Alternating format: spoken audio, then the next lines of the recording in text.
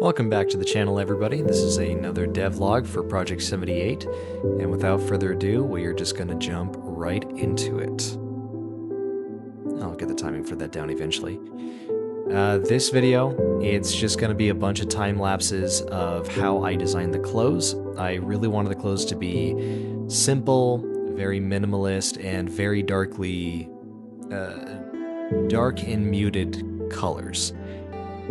Just kind of that way, I feel like that would benefit, or that would depict, you know, a moody teenager fairly well, at least from the clothes perspective, and it would just make it easier in, you know, kind of the amateur phase of my animation experience. I think it would help if I just made everything very minimalistic like that. That being said, if you're on your own animation journey and you want to see kind of how I do this in real time, or if you just want to support what I do here, along with some other additional stuff, you can always check out my Patreon, where, you know, those funds will help go towards things like add-ons, things like hopefully hiring voice actors in the future, you know, really just being able to do this in a very sustainable way. And you know, in addition to that, on the Patreon, you'll also see occasionally short stories that I'll write on behalf of the characters and kind of give them some more depth and flesh while I am working on the production side of things. Case in point, hopefully the very last video that I will make for this character, there's going to be this short story that explains who he is and how he is in the film, which I'm hoping that will kind of stick the landing. So be on the lookout for that. If there's a very strange or different tone in my voice, that's me reading from that short story. And yeah, I think I need a break and just need to get back into writing again. Mainly because, you know, even though this is a lot of what I've been doing, I kind of had to rage quit today with the production because I tried animating the character. And my dream pipeline would be to import this character into AccuRig, and then into Cascadeur, and then into Blender. So that way I can kind of get that flow. But there's always hiccups that get in the way, right? For some reason, and you'll kind of see this in later videos, but something had happened with this character where I think I applied a modifier that spiked up his voxel count, so I had to basically redo the character and retexture paint him so that way he could actually run an AccuRig without crashing the software. Then finally got AccuRig done, you know, his weight paint looked great, the armature looked great, and then I put him into Cascadeur, and then it's always just a weird little hiccup thing that you would never know unless you were experienced in it, right? Like, you know, the rig looks great, the bones were mapped out and everything, but then suddenly you can't do auto posing, which for me defeats the purpose of Cascadeur. Or I would export it from Cascadeur, get auto posing, and then try to bring it into Blender, and it's gone. Like, it says that it got imported, but there's nothing there. So let me know in the comments too if you know what I'm talking about, or if you have an idea of what might be happening.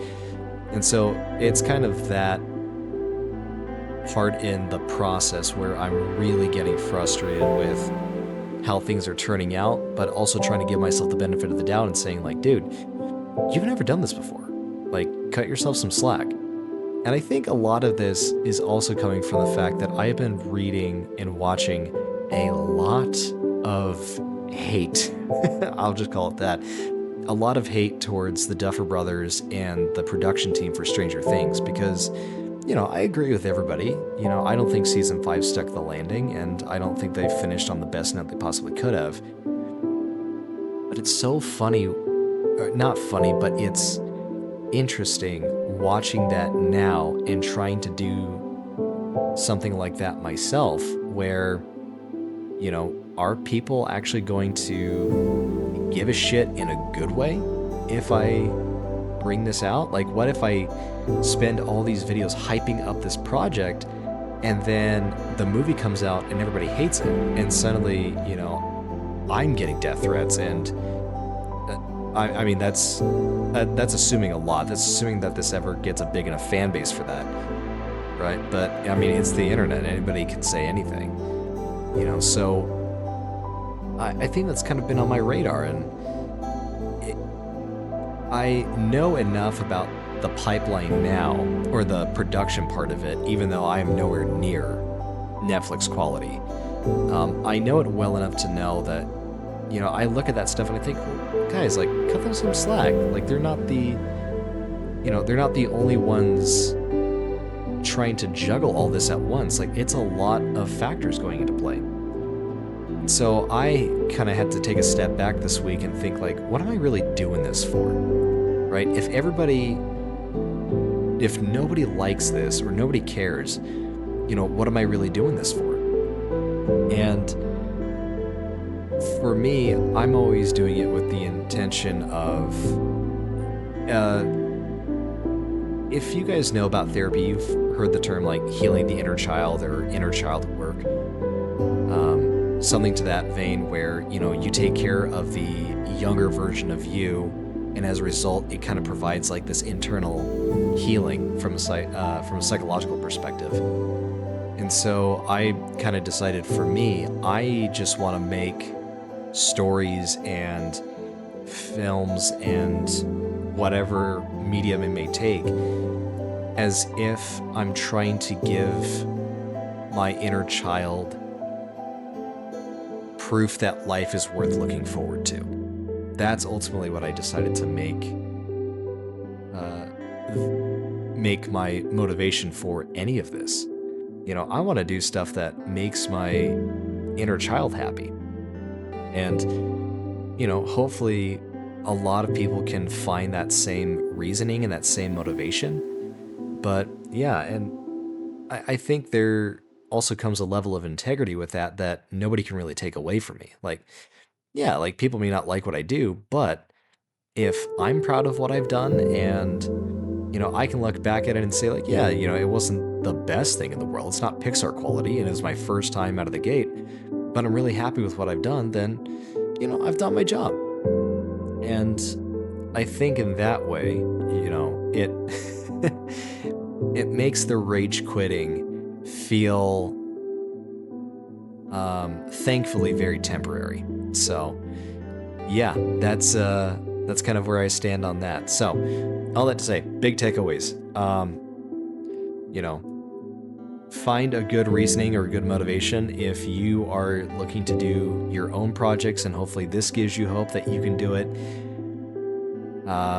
This video has really been about making progress in the sense of I'm finally giving the character clothes and some locks, but not hair. And again, you know, because even though it's not my job, it would mean a lot if you guys would be willing to support me on Patreon, and if you feel like that's a good fit for you. But yeah, again, as always, thank you for taking the time. It really does mean a lot when I look in YouTube Studio and I see that there's one more view. It means the world. So thank you.